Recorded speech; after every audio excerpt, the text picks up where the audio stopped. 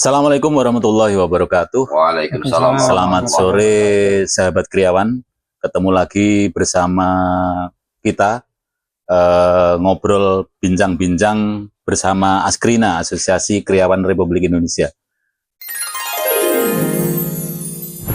Di tempat ini sudah hadir Mas Munir sebagai kriawan dan sudah masuk di industri kria. Kemudian ada Mas Nur Rahmat sebagai ketua pameran Undagi yang sebentar lagi akan kita highlight bersama di bulan Januari tanggal 18 Agustus. Mas Munir, mungkin sedikit bisa berbagi ya antara dunia kriawan yang sudah digeluti oleh Mas Munir yang selama ini mungkin mulai dari belajar di jurusan kria secara akademis sudah digeluti, kemudian sampai ke wilayah bisnis di dunia kria ini sejarahnya Mas Munir seperti apa? Monggo, silakan. Ya, baik, terima kasih Pak Uung. Izin Pak Ketua menyampaikan. Siap. Jadi saya seperti yang disampaikan tadi sudah pernah menggeluti pendidikan akademis di jurusan kria ISI Yogyakarta. Nah, di sana kami mendapatkan pendidikan mengenai seluruh ilmu tentang kekriaan, baik dari segi pengetahuan mengenai ornamentasi, filosofis, kebudayaan, dan semua hal yang berhubungan dengan itu ya. Lalu kemudian kami diberikan arahan untuk bagaimana mengimplementasikan itu menjadi sebuah karya kria ekspresif, yang mana itu mewakili ekspresi dari emosional yang kita miliki, intelektualitas yang kita miliki, kemudian dituangkan di dalam sebuah karya ya, karya baik itu 3 dimensi maupun 2 dimensi ya. Nah, itu pernah saya lalui. Lalu kemudian masuk ke dunia industri, kemampuan mengenai karya dengan ekspresi itu tidak kami pakai kembali, karena di dalam industri itu kami selalu bicara tentang pasar, market, ya, selalu bicara tentang market, selalu bicara tentang taste dari tren dari market tersebut ya, sehingga kemudian kami beradaptasi dengan dunia itu gitu. Meskipun sebenarnya dunia estetika di dalam kria itu juga sangat erat kaitannya dengan dunia estetika yang ada di pasar. Sehingga itu tidak beda-beda banget lah ya. Ketika di dunia industri, kemampuan itu kita pakai, ya, kemampuan itu kita pakai, tetapi tidak seluruhnya ya. Artinya dunia industri selalu bicara harga, selalu bicara budget gitu ya. Kalkulasi. Iya, kalkulasi ya. Sehingga kami menyesuaikan itu. Misalnya, ya kebetulan kami 80% kan bicara market dari US ya. Nah, itu kami selalu bersinggungan dengan beberapa brand-brand besar di Amerika, sebut saja seperti Crate and Barrel, kemudian Restoration Hardware, itu kami selalu bersinggungan dengan mereka ya. Mensuplai juga ya? Ya, kami supply juga.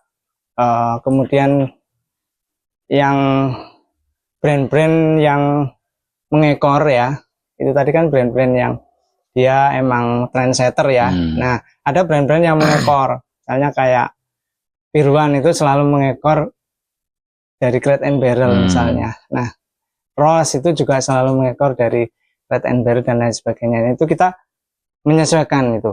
Kalau bayarnya high end, kita bisa pakai teknik-teknik kria yang kira-kira agak rumit, ya, gitu ya, agak ngerawit gitu, bisa, karena budgetnya mereka masuk.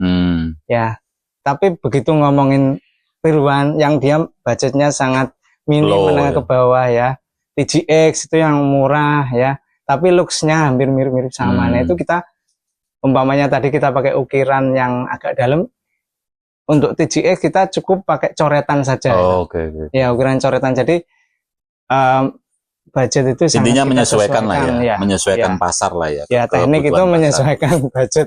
Gitu. Kemudian ini Mas Munir, yang melatar belakangi Mas Munir memilih kria kayu itu apa itu? Kok nggak kria yang lain gitu? Nih. Monggo. Ya, saya sih memiliki apa ya, background pendidikan. Jadi sebelum kami di Jogja, kami juga sekolah di Jepara ya, karena waktu itu ayah saya adalah seorang bakul mebel. Oh, Saya pikir pelaut. Pelaut juga ya, tapi di rumah pulang melaut ayah saya ngamplas gitu ya. Nah, sebenarnya dari situ awal mula kami menyukai, sudah terbentuk ya, dari kecil lah ya, artinya dunia kayu sudah akrab gitu ya. Sudah akrab di rumah, sudah saya bantuin ngamplas dan dempul-dempul itu, akhirnya oh ini Jepara ini ya. Jadi saya harus sekolah ke Jepara. Nah, dari situlah awalnya saya memilih dunia kayu. Ya. Oke. Kemudian Mas Rahmat, terkait dengan Undagi nih, Undagi yang apa namanya mungkin bisa menginspirasi dunia industri kria. Ini sejauh mana kira-kira Undagi? Undagi adalah sebuah karya besar dari Askrina yang itu merupakan perhelatan teman-teman kria yang Lebaran kria. Ya, lebaran kria. Oke. Dan itu memberi efek domino. Artinya peristiwa-peristiwa yang terjadi pada diri kita maupun kelompok orang itu akan mempengaruhi peristiwa yang termasuk efek-efek visual, efek-efek intangible yang tadi disebut ada ornamen dan filosofinya dan sebagainya. Karena memang kita terlahir kayak Mas Munir, saya juga dari Jepara, kemudian nah kalau Pak Munir tidak tersesat, kalau saya tersesat. Jalan yang benar. Iya, karena hari ini saya dijalankan oleh Tuhan untuk tersesat ke batik misalnya, karena dulu saya juga sarjana kayu, elelong ini. Tetapi lebaran kria yang bernama Undagi itu penting menjadi efek domino, karena industri kria yang disebut sedang bergeluti Pak Munir dan teman-teman yang lain juga pasti terpengaruh oleh semacam Undagi atau pameran-pameran yang lain yang dikatakan, atau lebih kepada misalnya fine and applied art itu saling mempengaruhi. Bagaimana di dalam fine art bisa menjadi elemen estetis di dalam kria-kria industri misalnya, di dalam mebel, di dalam apapun itu menarik. Atau bahkan mungkin fine art juga bisa mengambil terpengaruh oleh pola industrialisasi yang kemudian dikemas menjadi fine art. Jadi saya pikir seni yang dikatakan fine art itu juga bisnis besar. Caranya berbeda. Ada pola hitungnya juga gitu. Sama-sama, cuman bagaimana beda-beda. Ya bagaimana di kria industri itu pola menghitungnya bagaimana, kemudian fine art fine art itu rotok saru, rotok mericit itu saru gitu. Tapi ini penting untuk terus hadir, ini harus imbang ini. Bagaimana kita punya ruang apresiasi di ranah ini, dan ini tuh penting sekali. Dan itu pun sudah kita gali terus bagaimana sih kita. Nah, itu menjadi pilihan nanti. Kalau gini, kalau Undagi sebagai sebuah puncak dari ide dari kriawan yang mungkin puncaknya, itu bisa nggak Undagi menjadi trendsetter gaya kria yang mempengaruhi dunia industri? Bisa nggak itu kira-kira? Saya pikir sangat bisa. Kita harus terus bersemangat berjuang untuk itu, karena ini adalah diri kita. Jadi teman-teman yang sudah sangat embodied, ya, sudah menubuh seperti teman saya Pak Agus Riono itu sudah menubuh. Wah, luar biasa dia dalam bagaimana dia mempengaruhi teman-temannya untuk menguatkan Undagi, menguatkan Askrina itu penting. Itu Askrina sendiri ada dua itu. Ada yang teman-teman yang bergerak di fine art, ada yang bergerak di ranah industri, dan itu mereka tidak diam, pasti ada saling kolaborasi atau saling komunikasi untuk terus menghadirkan. Oke, terima kasih Mas Rohmat. Kemudian Mas Munir, ini yang mungkin sudah berkali-kali ikuti pameran ya, baik nasional maupun internasional. Kira-kira seberapa jauh dunia kriawan mempengaruhi pasar industri di dunia maupun di tingkat nasional, kira-kira seperti apa? Ya, jadi kalau bicara kriya itu sebenarnya orang hampir selalu bilang kriya ini bukan kebutuhan pokok, tapi menurut saya kriya itu kebutuhan pokok ya. Jadi harus ditambah lagi papan, sandang pangan, papan, kriya. Karena memang ngomongin kriya ini bahkan ada yang bilang ya, balik-balik lagi ngomongin US ya, ngomongin US market ya. Orang selalu bilang bahwa untuk memenuhi kebutuhan produk kriya di US itu bahkan 5 planet itu nggak cukup buat memenuhi betapa besar konsumerismenya mereka terhadap produk-produk kriya ya. Mau apa aja, mau material apa aja, mereka mau. Ya, mereka sangat dinamik, tren yang ada itu sangat cepat sekali bergerak, bahkan 6 bulan sekali bisa berubah ya.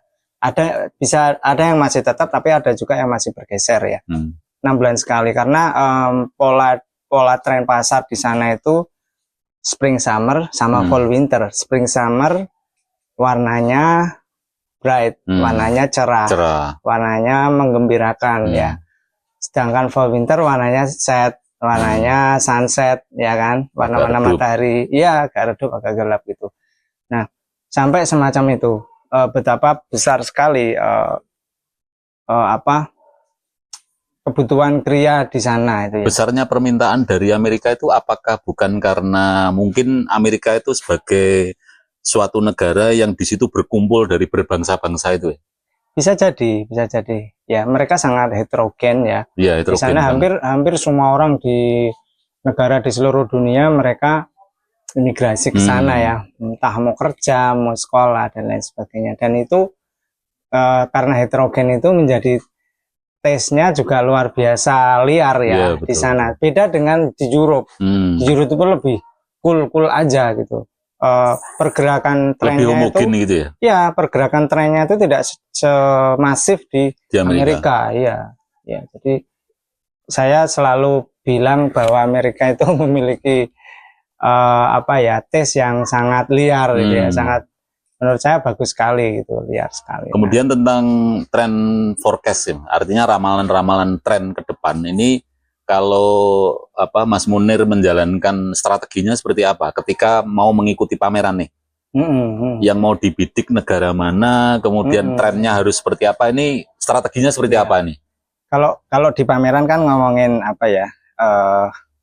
ngomongin nggak cuma US aja ya, tapi buyer yang datang kan hampir seluruh negara di dunia datang. Nah, biasanya kami memiliki option ya, memiliki beberapa collection, paling enggak 3 yang kami bawa. Collection ini untuk orang negara mana? Europe, ya, orang Europe.